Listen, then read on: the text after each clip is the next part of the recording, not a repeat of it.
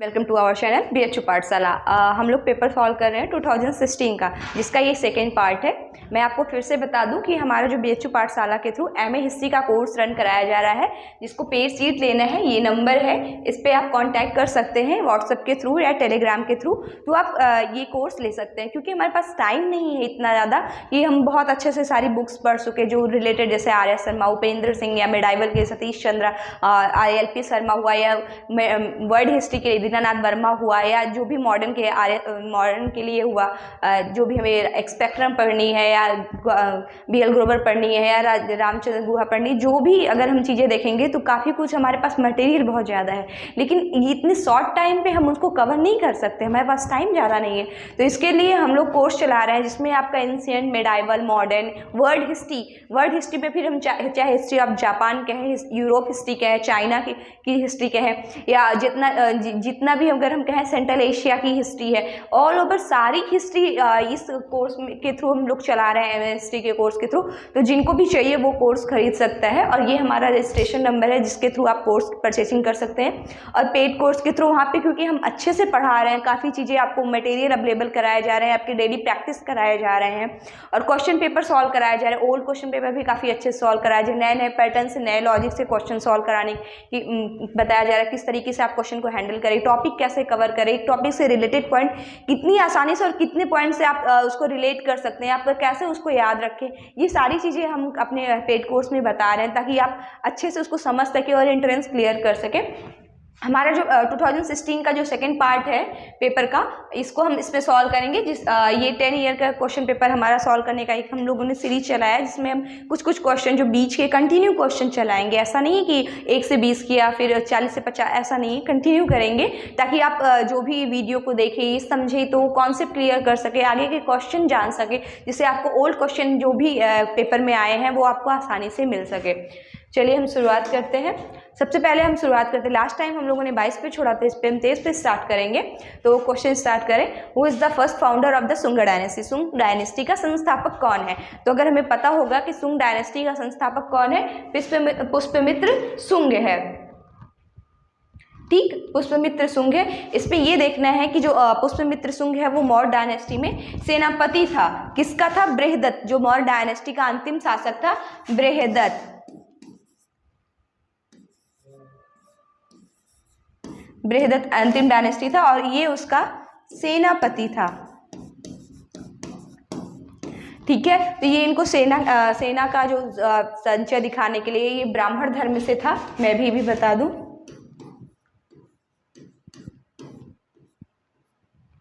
ब्राह्मण था। चूंकि अशोक के टाइम पीरियड में हम देखेंगे कि अशोका ने काफ़ी कुछ चेंज कर दिया था। युद्ध के औजार वो युद्ध के लिए नहीं थे, वो शांति नीति का अनुसरण कर लिया था। तो हम देखेंगे कि काफ़ी कुछ जो सेनापति, अगर वो युद्ध नहीं करेगा तो उसकी कोई अहमियत नहीं रह जाएगी। अगर युद्ध के शस्त्रों को अगर हम युद्ध में प्रयोग नहीं करेंगे, उन्हें ऐसे रख देंगे, तो उसकी जो अपनी वैल्यू है वो खो जाएगी। तो ऐसे ही एक अगर कहें तो चेंजेस थे मन में सबके। तो पुष्यमित्र सुंग जो है ये ब्राह्मण थे उनके, और इन्होंने ही सेना को दिखाने के थ्रू जो मौर्य वंश का अंतिम शासक था बृहदत्त, उसको दिखाया, और उसी समय इसकी हत्या कर दी। उसके बाद पुष्यमित्र सुंग वंश डायनेस्टी यहाँ पे है, सुंग राजवंश की स्थापना की। सुंग वंश की स्थापना करने के बाद इन्होंने सबसे पहले जो वहाँ की मौर्य के टाइम पीरियड में जो पाटलिपुत्र वहाँ की कैपिटल थी, इसको हटा के इन्होंने विदिशा को राजधानी बना दिया। ठीक है, तो इस तरीके से इस क्वेश्चन के थ्रू हमें क्या क्या पता चला कि सुंग वंश की राजधानी विदिशा थी, जिसको पुष्यमित्र सुंग ने ट्रांसफर किया था पाटलिपुत्र से। फिर पुष्यमित्र सुंग वंश की स्थापना पुष्यमित्र सुंग ने की है। पुष्यमित्र ने ही बृहदत्त की हत्या की। बृहदत्त कौन है? मौर्य वंश का अंतिम शासक है। फिर हम देखेंगे ये पुष्यमित्र सुंग मौर्य वंश में सेनापति थे, और ये ब्राह्मण धर्म से रिलेटेड थे। ठीक है, ब्राह्मण धर्म के थे, तो ये हमें पता चलता है। फिर हम आगे चल के देखेंगे कि जो आप कुछ इंस्क्रिप्शन, कुछ एविडेंस है जिसमें अयोध्या लेक के बारे में पता चलता है। या अयोध्या में 2 अश्वमेध यज्ञ हुए हैं, जिनको पुष्यमित्र सुंग ने ही आयोजित किए थे। ये अश्वमेध यज्ञ है, राज से अश्वमेध यज्ञ है अयोध्या में। ये अयोध्या का लेख से पता चलता है कि ये पुष्यमित्र सुंग से रिलेटेड। फिर हम अग्निमित्र की बात करें तो ये इनके पुत्र थे, ठीक है। और देवभूति जो है ये इसी वंश के शासक थे, शुंग डायनेस्टी के ये भी शासक थे, ठीक है। और फिर हम कीर्तिवर्मन की बात करें तो कीर्तिवर्मन फर्स्ट ये अलग शासक है, ये दक्षिण भारत के शासक रहे हैं। तो इस तरीके से इस ऑप्शन के ऑलमोस्ट जितने भी रिलेटेड पॉइंट रहे मैंने बता दिए हैं। कि शुंग डायनेस्टी की बात करेंगे तो शुंग डायनेस्टी का फाउंडर कौन है, पुष्पमित्र शुंग है। फिर इन्होंने कैसे शुंग वंश की स्थापना कर रहे हैं, तो ये बृहदित जो मौर्य वंश का अंतिम शासक है उसकी हत्या कर रहे हैं, ठीक है। उस टाइम ये सेनापति थे, ये ब्राह्मण धर्म से रिलेटेड है। इन्होंने 80,000 स्तूपों को मतलब ध्वस्त कर दिया था। और इनके बारे में कहा जाता है कि ये कहते थे कि जो इन्हें बौद्ध भिक्षुओं का सिर ला के देगा उसे वो बहुत उपहार देंगे। तो इनके टाइम पे पीरियड में कहा जाता है कि 80,000 स्तूपों को इन्होंने ध्वस्त कर दिया था। ये काफ़ी मतलब आक्रामक ब्राह्मण के तौर पे सामने आए थे। और इन्हीं के टाइम पे अयोध्या लेख मिलता है जिसमें अश्वमेध राजू एक यज्ञ कराने की चर्चा मिलती है या जिनका उल्लेख मिलता है। फिर अग्निमित्र हैं, वो इनके पुत्र हैं, देवभूति भी शासक है और कीर्तिवर्मन भी शासक हैं।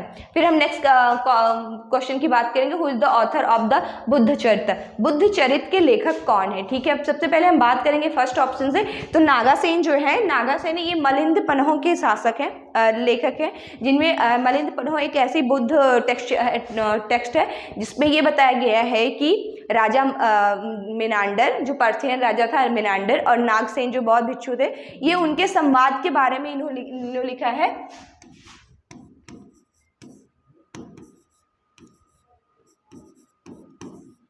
मलिंद पन्हो, ठीक है, ये इनकी है। ये राजा मेनांडर के बारे में बताया गया है कि जो पर्थियन शासक है मेनांडर, उनके बारे में बताइए। इनका संवाद है, मैं ये भी बता दूं, ये एक संवाद है, क्योंकि कोई पुस्तक जो भी ढेर सारी पुस्तक जो बुक है वो कुछ नाटक है, कुछ संवाद है, कुछ हास्य है, ठीक है, कुछ प्रशंसा में लिखी जा रही, कुछ उनके व्यक्तित्व या पर्सनल लाइफ को एक्सप्लेन करे, ऑटोबायोग्राफी है, ठीक है। तो ये चीज़ें हमें देखना है कि कौन सी क्या है, लैंग्वेज में है। फिर हम बुद्ध चरित्र की बात करें तो इसके राइटर अश्वघोष हैं। अश्वघोष जो हैं वो कनिष्क के दरबार में थे, ठीक है, ये भी ध्यान रखना, पूछ सकता है। अब हम बाणभट्टी की बात करें तो बाणभट्टी की 2 रचनाएं हैं, एक हर्षचरित है, दूसरा कादम्बरी है।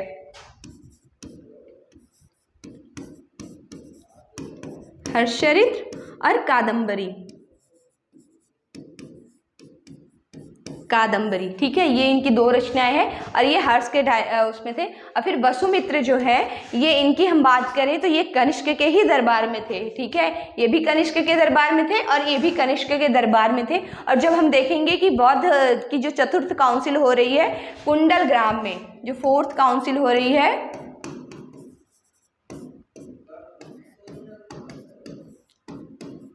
बौद्ध संगति जो 4थी हो रही है, ये इसके उपाध्यक्ष थे, क्योंकि अध्यक्ष अश्वघोष थे, ठीक है। तो इस तरीके से हम जानेंगे कि इनके बारे में मैं बता दूं कि इन्होंने जो 4th काउंसिल हुई है इसमें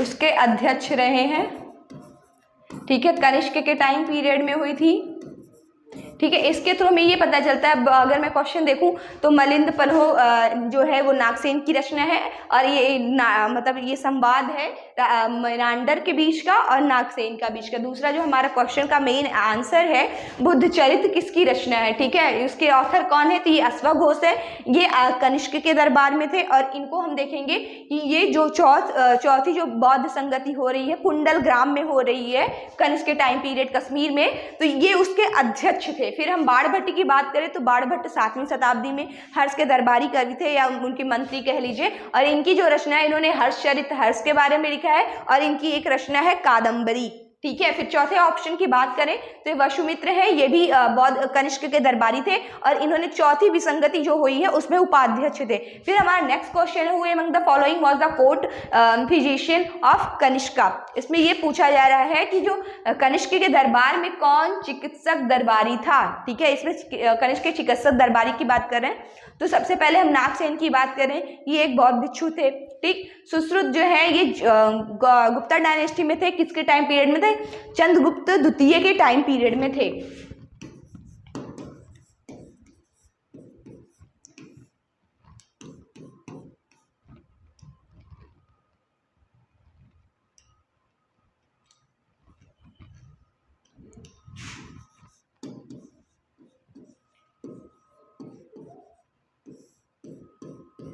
चंद्रगुप्त द्वितीय के टाइम पीरियड पे थे। अश्वघोष ये जो हैं ये भी कनिष्क के दरबारी थे। और चरक जो है, क्योंकि ये फिजिशियन थे, इनकी है चरक संहिता। चरक संहिता जो है ये इन्हीं की रचना है और ये कनिष्क के दरबारी के चिकित्सक थे। ठीक है, तो इस तरीके से हमें पता चल रहा है। नागसेन के बारे में मैंने ऑलरेडी यहाँ पे एक्सप्लेन कर दिया है। चंद्रगुप्त द्वितीय के टाइम पीरियड में थे। अश्वघोष के बारे में मैंने बता दिया है। अब यहाँ चरक की बात है, तो चरक जो है वो कनिष्क के दरबार में थे और ये जो है इनकी रचना है जो मेडिकल पे लिखी गई है, दवाओं के बारे में बताइए, वो चरक संहिता है, जिससे हमें पता चल रहा है कि उस समय फिजिशियन ये थे कनिष्क के दरबार में। फिर हम नेक्स्ट क्वेश्चन की बात करेंगे, who build the Sudarshan lake of Saurashtra. मतलब ये क्वेश्चन है कि सौराष्ट्र के जो सुदर्शन झील, ये काफी फेमस क्वेश्चन है, आप ध्यान रखिएगा। ये काफी कई बार एग्जाम में आया है, ऐसा नहीं 2016 में पहली बार पूछा गया था। इससे पहले के भी हम क्वेश्चन देखेंगे, उस क्वेश्चन पेपर देखेंगे, उसमें भी काफ़ी टाइम ये पूछा गया है। और नेट JRF असिस्टेंट, कुछ क्वेश्चन आप ऐसे देखेंगे जो मैं पेपर सॉल्व करा रही हूँ, मैं मोस्टली यही क्वेश्चन देख रही हूँ कि कुछ क्वेश्चन जैसे PCS के एग्जाम में भी पूछे गए हैं, कुछ JRF के एग्जाम में, नेट JRF का जो पेपर होता है उसमें भी कराया, कुछ असिस्टेंट प्रोफेसर के भी क्वेश्चन है, तो ये आपको ध्यान रखना है। फिर हम नेक्स्ट क्वेश्चन की बात करेंगे, सौराष्ट्र की सुदर्शन झील को किसने खुदवाया। अब हम बात करते हैं सौराष्ट्र का, ये गुजरात में स्थित है। ठीक है, ये गुजरात में है। फिर हम बात करेंगे, ये चंद्रगुप्त मौर्य का उस समय शासनकाल था और गवर्नर जो था वो पुष्पगुप्त था। और ये चंद्रगुप्त के मौर्य के आदेशानुसार पुष्पगुप्त ने कराया था। तो हमारा आंसर ये है। ठीक है, लेकिन हम बात करें कि इस टाइम खुदवाया था कि ना कि कंप्लीट कराया था, क्योंकि कंप्लीट जो हो रहा है सुदर्शन झील वो अशोका के टाइम पीरियड में हो रहा है और अशोका के टाइम पीरियड में वहाँ का गवर्नर जो है वो तो सप्पा है। तो ये क्वेश्चन किस तरीके से 4 ऑप्शन से रिलेटेड है, ये ध्यान रखना है कि जब सौराष्ट्र सुदर्शन झील का आदेश दिया है चंद्रगुप्त मौर्य ने मौर्य डायनेस्टी में, और उस समय वहाँ का जो गवर्नर है गुजरात का वो पुष्पगुप्त है। पुष्पगुप्त ने ही इसको खुदवाया, ये हमारा करेक्ट आंसर है। लेकिन हम बात करते हैं जब ये कंप्लीट होता है, ठीक है, ये पूर्ण हो रहा है, कंप्लीट हो रहा है, तो उस समय मौर्य डायनेस्टी का शासक अशोका है और जो इसका गवर्नर है वो तुसप्पा है। फिर हम नेक्स्ट क्वेश्चन की बात करेंगे कि निम्न में से किस गुप्ता शासकों के विषय में कहा जाता है कि उसने अपनी प्रजा के हितों की रक्षा के लिए अपनी पत्नी को शकों को सौंपने के लिए तैयार हो गया था। तो हम फर्स्ट ऑप्शन की बात करेंगे, तो ये इसके गुप्त डायनेस्टी के संस्थापक हैं। ठीक है, ये फाउंडर हैं, गुप्ता डायनेस्टी के श्रीगुप्त हैं। फिर रामगुप्त की इनके पुत्र थे, जो कि ये स्टेटमेंट है कि ये कौन था, ये हमारा आंसर है। रामगुप्त के बारे में ही कहा जाता है कि यही मतलब ऐसे पर्सन थे जिन्होंने अपनी पत्नी को शक क्षत्रपों को सौंपने के लिए रेडी हो गए थे। फिर हम चंद्रगुप्त की बात करते हैं। चंद्रगुप्त और रामगुप्त दोनों भाई वो हैं, परंतु हम देखेंगे जो समुद्रगुप्त हैं ये गुप्त डायनेस्टी के काफ़ी बड़े शासक रहे। उसके बाद हम जिस चंद्रगुप्त द्वितीय की बात करते हैं, ये और चंद्रगुप्त द्वितीय दोनों भाई थे। ठीक है, ये हमें ध्यान रखना है, चंद्रगुप्त द्वितीय इनका भाई था और चंद्रगुप्त द्वितीय ने ही इनकी पत्नी का गेटअप लेके शक क्षत्रप की हत्या की थी। ठीक है, और उन्होंने मतलब आगे चल के फिर इनकी पत्नी से विवाह करते हैं। तो ये पूरा कॉन्सेप्ट रहा है, अगर आपने हिस्ट्री पढ़ी होगी गुप्ता डायनेस्टी की तो आपको काफ़ी अच्छे से पता होगा। तो ये चीज़ आप कॉन्सेप्ट रखिए कि एक स्टेटमेंट जो है ये इन्हीं के लिए ही कहा गया है। फिर हम नेक्स्ट क्वेश्चन की बात करेंगे, who among the following was the poet Samudragupta. Samudragupta के राज दरबारी कवि कौन थे। तो ये राज दरबारी कवि हरिसेन थे, जो समुद्रगुप्त के दरबारी थे। इनके बारे में अगर हम बात करें तो प्रयाग प्रशस्ति है,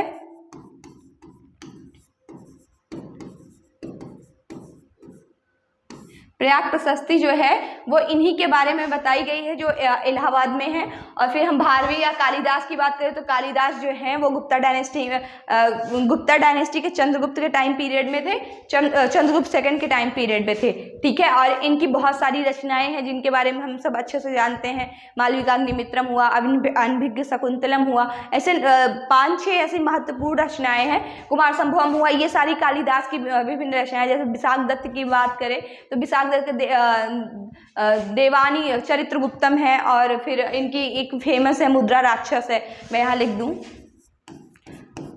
इससे क्या है कि आपका कॉन्सेप्ट क्लियर होता जाएगा। देवी चंद्रगुप्तम, ठीक है, इससे आपका कॉन्सेप्ट क्लियर हो जाएगा। आप एक क्वेश्चन से रिलेटेड जो क्वेश्चन है वो आसानी से बता सकते हैं। फिर अमरावती कला शैली विकसित हुई। अमरावती का जो टाइम पीरियड रहा है वो मोस्टली अगर हम देखेंगे 150 से 400 BC के टाइम पीरियड में रहा है। ये बौद्ध धर्म के प्रचार प्रसार में देखेंगे और जो ऑलमोस्ट सुंगा डायनेस्टी के बाद सुंगा डायनेस्टी के टाइम पीरियड से आगे चल के हो रही है। फिर किस तरीके से अगर हम कनिष्क के टाइम पीरियड में देखेंगे, सातवाहन, इन लोगों का काफ़ी टाइम जो बौद्ध धर्म से रिलेटेड है और ये इसका हमारा करेक्ट आंसर है। बाकी जो ये और भी टाइम पीरियड है ये हमें जस्ट कंफ्यूज करने के लिए दी गई है, तो इस पर ना फोकस करें। जो मेनली है 150 ईसा पूर्व से 400 ईस्वी के मध्य है। फिर हम नेक्स्ट क्वेश्चन की बात करेंगे। धम्म शब्द है, ये हमको पता है कि धम्म शब्द जो है ये बौद्ध धर्म से रिलेटेड शब्द है। ये अशोका के प्रचार प्रसार से इसके बारे में जाना गया था। फिर हम बात करेंगे कि जो धम्म शब्द है ये पाली शब्द है। ठीक है, कई जगह कुछ क्वेश्चन में कंफ्यूजन में ऑप्शन में दिया गया है कि ये प्राकृत शब्द है, लेकिन ये प्राकृत शब्द नहीं है, ये पाली शब्द है। इसके बारे में काफ़ी कुछ चीज़ें बताई गई हैं। तो क्वेश्चन का कॉन्सेप्ट क्लियर रखिए। कहीं भी आप क्वेश्चन देखिए, अगर वो गलत है तो उसको करेक्ट करिए। अगर आप जो भी आप क्वेश्चन का आंसर करें उसको जस्टिफाई करिए, सही आंसर को ही चूज करिए। फिर नेक्स्ट क्वेश्चन है, हर्षवर्धन ने अपनी राजधानी कहाँ स्थानांतरित की? Where did the Harshavardhan shifted his capital? तो यहाँ पे हम बात करें कि जो हर्ष का मतलब राज्य है कहाँ से शिफ्ट की, तो यहाँ से हम बात करेंगे थानेश्वर। इससे पहले जो था वो हर्षवर्धन की डायनेस्टी या वर्धन वंश की डायनेस्टी, जो पुष्पभूति वंश था उसकी डायनेस्टी थानेश्वर थी।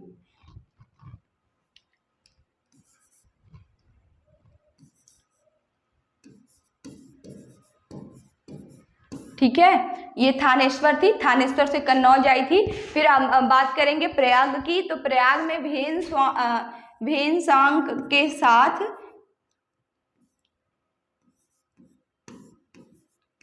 एक संगम हुआ था जिसमें बौद्ध धर्म को काफ़ी कुछ बताया गया था, बाकी अन्य धर्मों के साथ मतलब मतभेद किया गया था और अन्य धर्मों को नीचा दिखाने की कोशिश की गई थी हर्षवर्धन के टाइम पीरियड में। क्योंकि हम जानते हैं कि जो भेनसांग है, जो बौद्ध धर्म यात्री है, जिसे यात्रियों का राजकुमार कहा जा रहा है, उसने काफ़ी टाइम भारत में रहा है और भेनसांग की काफ़ी हिस्ट्री इस क्वेश्चन से रिलेटेड है। अगर आप इससे पॉइंट पढ़ सकते हैं तो इम्पॉर्टेंट है। तो उनके बारे में बताया जा रहा है कि वो प्रयाग प्रशस्ति में एक्चुअली प्रयाग में एक काउंसिल हुई थी जिसमें विभिन्न धर्मों का मत रखा गया था, जिसमें उन्होंने बौद्ध धर्म को प्रचार प्रसार करने के लिए कहा गया था और उन्होंने काफ़ी ज़्यादा किया था तथा अन्य धर्मों को नीचा दिखाया था। और दूसरी चीज़ अगर हम देखेंगे तो उस समय उनको बैठने के लिए काफ़ी ऊंचे स्थान दिए गए थे। ये भी लोगों में काफ़ी मतभेद, जो अन्य धर्म के स्कॉलर आए थे उनमें मतभेद था। फिर हम राजगृह और पाटलिपुत्र की बात करें तो राजगृह और पाटलिपुत्र ये मौर्य वंश के डायनेस्टी के हैं, जो ये पहली राजधानी थी और ये दूसरी राजधानी थी, तो ये हमें ध्यान रखना है।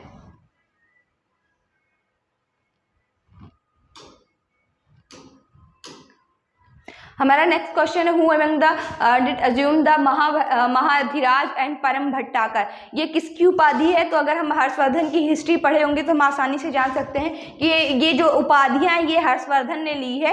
और राजवर्धन की हम बात करें तो राजवर्धन उनके भाई हैं और पुत्र जो प्रभाकर वर्धन हैं ये उनके पिता हैं। यहाँ पे ये ब्रदर हैं, ये फादर हैं और ये इनके एनिमी थे। शशांक से ही युद्ध हुआ था। ठीक है, अगर मालवा का हम बात करें तो ये शशांक का युद्ध हुआ था जिसमें क्या बोलते हैं राजवर्धन मारे गए थे और राजश्री का हस्बैंड मारा गया था। उनकी बहन इसी वजह से विधवा हो गई थी। आगे चल के देखेंगे तो बंगाल तक ये युद्ध जाता है। तो ये हमें ध्यान रखना है कि किसी भी शासक के बारे में पढ़ रहे हैं तो उसकी जो किस वंश से युद्ध हो रही है, वो युद्ध कहाँ तक जा रही है, किन किन शासकों से लड़ी जा रही है, ये पूरा कॉन्सेप्ट क्लियर करेंगे।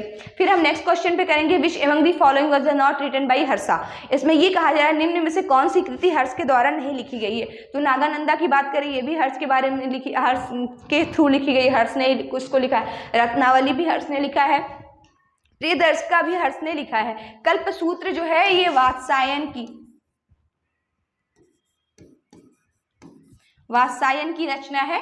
कल्पसूत्र, तो ये हमें ध्यान रखना है। ये तीनों जो है ये हर्षवर्धन द्वारा लिखी गई है, लेकिन कल्पसूत्र जो है ये वात्स्यायन की रचना है। फिर हम नेक्स्ट क्वेश्चन की बात करेंगे कि महाबलीपुरम का जो रथ मंदिर है उसको किसने निर्माण कराया है। महाबलीपुरम के रथ मंदिर को पूछ रहा है, ठीक है। तो हम दक्षिण भारत की बात करेंगे तो मोस्टली मैं बता दूं कि दक्षिण भारत में इतना विस्तृत क्षेत्र, इतना वहाँ के आर्ट एंड कल्चर को लेके, वहाँ की रिचुअल को लेके लोगों की इतनी मान्यताएं हैं कि जितना भी वंश वहाँ पे शासन किया, जो भी जिसकी नींव पड़ी, वो विभिन्न प्रकार की मंदिरों का निर्माण कराया, नए नए स्थलाकृतियों का निर्माण कराया, मंदिरों में नए नए चीज, गोपुरम आया, गोपथ आया, गर्भगृह का निर्माण किया गया। विभिन्न अगर आज के टाइम पे हम दक्षिण भारत का विजिट करें तो वहाँ का जो मंदिरों का जो कल्चर है वो काफ़ी अलग है। कई जगह की जो मंदिर है काफ़ी फेमस है। लेकिन हम अपने क्वेश्चन पे आते हैं, तो जो महाबलीपुरम का रथ मंदिर है उसको पल्लवों द्वारा निर्माण कराया गया था, ये ध्यान दें। अब हम चोलों द्वारा की बात कर लें तो जो तंजौर का बृहदेश्वर मंदिर है, तंजौर का एकांतेश्वर मंदिर है, मतलब आप दक्षिण भारत की बात करिए तो जितने भी मतलब शासक है, मोस्टली शासक अपनी विजय के उपलक्ष्य में मंदिरों का निर्माण करा रहे हैं, किसी देवता से आस्था से रिलेटेड मंदिरों का निर्माण करा रहे हैं। तो आपको इसी तरीके से दक्षिण भारत में बहुत सारी मंदिरों का निर्माण मिलेगा। फिर चालुक्यों द्वारा भी काफ़ी मंदिरों का निर्माण हुआ, चाहे फिर गुजरात के क्षेत्र की बात करें, चाहे वातापी के चालुक्य की बात करें, कल्याणी के चालुक्य की बात करें, तो विभिन्न चालुक्यों ने ये मंदिरों का निर्माण किया। जैसे राष्ट्रकूटों का जो फेमस मंदिर है अगर मैं बताऊं तो वो है कैलाश मंदिर जो महाराष्ट्र में है। ये पत्थर को निर्माण करके बनाया गया है, कैलाश मंदिर है, ये काफी इनका फेमस है। अब जैसे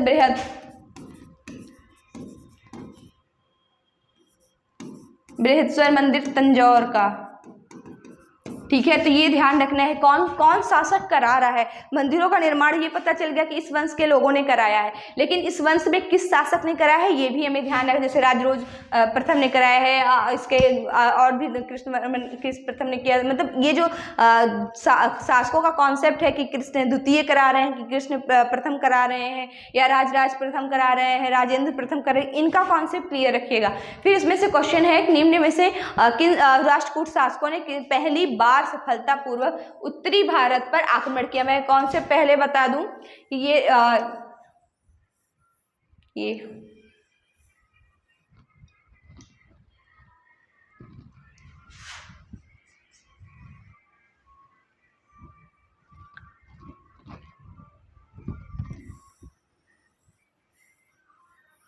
ठीक है। तो इस तरीके से हम बात करेंगे कि ये यहाँ से मध्य भारत बढ़ जा रहा है, और जिसमें हम देखेंगे कि ये महाराष्ट्र का क्षेत्र है जिसमें राष्ट्रकूट शासन कर रहे हैं, और इनकी राजधानी मान्यखेत है, ठीक है। तो कौन से राजवंश की राजधानी कहाँ है, आप लोग ये जरूर ध्यान दीजिए। तो जिसमें हम देखेंगे पहली बार ध्रुव ने उत्तरी भारत पे आक्रमण किया था। किस टाइम किया था, जब त्रिपक्षीय संघर्ष हो रहा था, ट्राइपार्टिट स्ट्रगल, पक्षीय संघर्ष, ठीक है। जब त्रिपक्षीय संघर्ष हो रहा था तो ट्राइपार्टिट स्ट्रगल जब चल रहा था, पाल प्रतिहार और राष्ट्रकूटों का, ठीक है। तो उस टाइम ये दक्षिण भारत से पहली बार उत्तरी भारत पे आक्रमण करते हैं, और आक्रमण करके पाल वंश के एक शासक को वहाँ पे नियुक्त करते हैं। उसके बाद फिर दक्षिण भारत में चले जाते हैं। तो इस तरीके से ये दोनों कॉन्सेप्ट क्लियर किए। फिर हम नेक्स्ट क्वेश्चन की बात करें, खुजराहों के मंदिर निर्मित करवाए गए थे, किसने निर्मित करवाए थे, चंदेलों ने कराए थे। फिर अगर हम खुजराहों की बात करें तो ये मध्य प्रदेश एमपी में स्थित है, ठीक है। और हम बात करेंगे तो यहाँ पे 12 मंदिरों का समूह है। ये 12 मंदिर है, जिसमें से कुछ मतलब भगवान शिव के हैं, कुछ विष्णु के हैं, और कुछ जैन धर्म से रिलेटेड मंदिर हैं। तो ये पूरा मंदिर जब खुजराहो मंदिर को आप विजिट करेंगे तो वहाँ पे आप देखेंगे ये पूरा उस प्रांगण में 12 मंदिरों का निर्माण किया गया है, चंदेलों के थ्रू कराया गया है। और ये पूरा मतलब कॉन्सेप्ट ही है कि उसमें एक ही धर्म के ना होके विभिन्न धर्मों के देवी देवताओं को उपस्थित किया गया है। फिर हम बात करेंगे कि नेक्स्ट क्वेश्चन जो है, चौहानों द्वारा भी कुछ मंदिरों का निर्माण किया जिनका दिल्ली के क्षेत्रों के आसपास है। चालुक्यों द्वारा मैंने कहा वातापी के चालुक्य, कल्याणी के चालुक्य, गुजरात के चालुक्य जो है वल्लभी के, वो अलग अलग क्षेत्रों में करा रहे हैं। तो ये हमें ध्यान देना है। फिर हम नेक्स्ट क्वेश्चन पे आते हैं, रजत तंगड़ी के अनुसार पाल शासक जो सिंहासन पर बैठने के लिए चुना गया था, राजतरंगी की रचना किसने की है, कल्हड़ ने की है। कब से किया जा रहा है, 1149 से किया यार, आगे चल के ये जैनक भी कर रहे हैं, ठीक है, ये जैनक भी कर रहे हैं। फिर इसमें मेरा क्वेश्चन है मेनली, इसमें हम ये देखेंगे कि पाल शासक कौन है जिसको पहली बार सिंहासन पे बैठने कहा जा रहा है, तो वो गोपाल है। इसको कौन चुन रहा है? प्रजा द्वारा चुना जा रहा है। ठीक है, यहाँ की लोग, क्योंकि इससे पहले जो बंगाल का शासक था वहाँ पे काफ़ी अराजकता व्याप्त हो गई थी, वहाँ पे कोई कल्याण कार्य नहीं किया जा रहा था। अंत में क्या होता है कि एक गरेड़िया को जिन्होंने मतलब जो वहाँ की आम जनता है वो उसको एज आ शासक चुनती है, जिसका नाम गोपाल है। फिर आगे चल के हम देखेंगे धर्मपाल जो है ये इनके पुत्र है। फिर इनके पुत्र देवपाल हैं, जिनके साथ गोपाल के साथ नहीं, देवपाल और धर्म के साथ ही त्रिपक्षीय संघर्ष चल रहा है। मैं बता दूं इसका टाइम पीरियड है। ठीक है, और फिर आपको ये ध्यान रखना है कि जो त्रिपक्षीय संघर्ष चल रहा है ये कन्नौज पे अधिकार के लिए हो रहा है, क्योंकि उस टाइम सेंटर जो था वो कन्नौज हुआ करता था। ठीक है, जिस तरीके से हम देखेंगे एंशिएंट टाइम पे किस तरीके से जो पाटलिपुत्र है, राजगृह है, वहाँ पे लोग अधिकार कर रहे हैं, वहाँ वो अपनी राजधानी बना रहे हैं, राजधानी के लिए अलग अलग वंश आ रहे हैं। उसी तरीके से त्रिपक्षीय संघर्ष जब हम 500 ईस्वी के आसपास आते हैं, फिर हम देखते हैं तो जो दिल्ली का क्षेत्र है उसकी इंपॉर्टेंस काफ़ी बढ़ जाती है। फिर आगे चल के यही चीज़ है, यही कारण है कि जो दिल्ली है वो मुगलों के टाइम पे या दिल्ली सल्तनत के टाइम पीरियड पे राजधानी बन रही है, जो अपना मेन कॉन्सेप्ट करें। महिपाल भी इसी वंश के शासक रहे हैं। फिर हम नेक्स्ट क्वेश्चन की बात करते हैं कि प्रसिद्ध कवि राजशेखर को किसने पराशय दिया है? इसको पराशय जो है महिपाल ने दिया है, ये पाल वंश के शासक हैं। फिर हम वत्सराज की बात करें तो ये गुज्जर प्रतिहार शासक है, ये प्रतिहार शासक है। फिर नागभट्टी ये भी प्रतिहार है, और मिहिर भोज। ठीक है, तो ये जो शासक हैं, अगर आप देखेंगे आगे चल के त्रिपक्षीय संघर्ष इन्हीं लोग के बीच में हो रहा है। वत्सराज के बाद वत्सराज द्वितीय आ रहे हैं, नागभट्ट द्वितीय आ रहे हैं, और पाल डायनेस्टी के अलग अलग शासक हैं। ठीक है, और हम राजशेखर की बात कर ले तो इनकी 2 रचनाएं हैं, प्रबंध कोश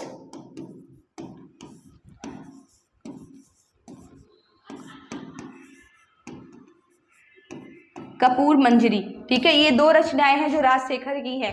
फिर हम नेक्स्ट क्वेश्चन की बात करते हैं। चोल शासक जिसने श्रीलंका के उत्तरी भाग को जीतकर उसे अपने साम्राज्य में का एक प्रांत बनाया, तो ये राज प्रथम है। इसमें हम ये बात, जो राज प्रथम है इसको जो श्रीलंका का उत्तरी भाग है उसको जीतकर अपने दक्षिण साम्राज्य चोल साम्राज्य उसका एक हिस्सा बना रहे हैं, तथा उसे उसकी जो उपयोगिता है उसको उपयोग कर रहे हैं, उसे साम्राज्य के एक वहाँ टैक्स लगा रहे हैं वहाँ के लोगों को। आप अभी प्रेजेंट टाइम में देखेंगे तो दक्षिण श्रीलंका में मोस्टली दक्षिण तमिलों का युद्ध है। आप वहाँ पे लैंग्वेज को लेके चला करता है या अलग अलग मुद्दों को लेके चला करता है। ये सब उसी टाइम पे है जब लोग वहाँ जा रहे हैं, स्टे कर रहे हैं। ठीक है, फिर राज प्रथम की बात करें, ये तीनों जो शासक हैं ये सारे चोल डायनेस्टी के ही शासक रहे हैं। और इस तरीके से जो भी क्वेश्चन है हम लोग सॉल्व किए, और जो इसका आगे का नेक्स्ट सीरीज है वो उसमें लाएंगे। मैं फिर आपसे कहूँगी कि हमारा जो क्वेश्चन अभी आप यहाँ पे एक क्वेश्चन पेपर देख रहे हैं कि हम सॉल्व करा, लेकिन इसका जो प्रॉपर अच्छे तरीके से बताया जाना है,